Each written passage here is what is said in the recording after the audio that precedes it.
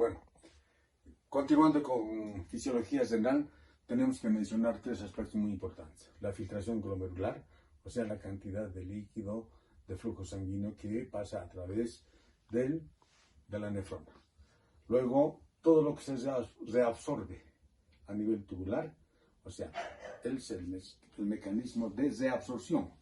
O sea, en este sector, todo lo que sirve se reabsorbe al organismo y todo lo que no sirve se excreta hacia afuera a través de la orina. Esto tiene que ver mucho en el túbulo contorneado proximal, distal y en el colector. Entonces son los tres mecanismos muy importantes: el de filtración, reabsorción y secreción tubular. Y lo otro, más importante, lo que nos interesa, es el fenómeno o el mecanismo de la formación de orina, que se llama a través del mecanismo de contracorriente. Este es el ejemplo que se pone experimentalmente a través de dos tubos en forma paralela que simulan los túbulos que estamos mencionando acá en una nefrona. De tal manera que al bajar el líquido filtrado de los riñones en el descendente, va yendo al descendente o al ascendente, hay juegos de presiones de diferente índole, en forma descendente y en forma ascendente.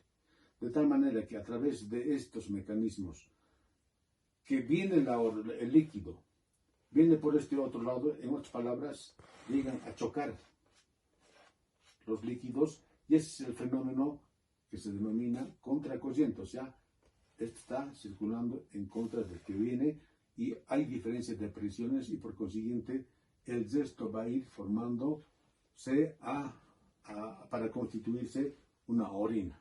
Entonces, este es un mecanismo experimental que han hecho algunos médicos, algunos científicos, más concretamente este autor, Kuhn, que ha hecho este experimento para demostrar cómo se forma la orina. Es pregunta de examen.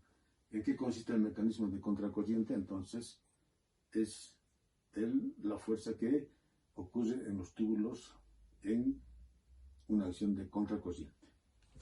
Y lo otro, para finalizar así, más resumidamente en el tema de fisiología, tenemos que saber en qué consiste el clearance de creatinina.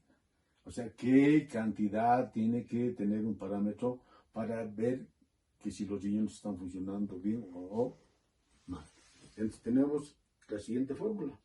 Clearance de creatinina es igual a 140 menos la edad por el peso corporal sobre la creatinina plasmática del paciente por 72. Entonces, el valor normal del clearance de creatinina es de 80 a 120 ml por minuto. ¿Eso qué significa? Que cuando tenemos con una fórmula calculando y reemplazando todos estos valores, si tenemos, por ejemplo, un valor de 100 ml por minuto, tenemos que decir que ese riñón está filtrando el 100%. Si va filtrando menos de 100, por abajo de 80, 70, 60, 50, 40, y hasta llegar a menos 15 ml, entonces vamos a decir que el paciente está en una insuficiencia renal aguda o insuficiencia renal crónica. Entonces, esto también es pregunta de examen. ¿En qué consiste el clearance de creatinina? ¿No?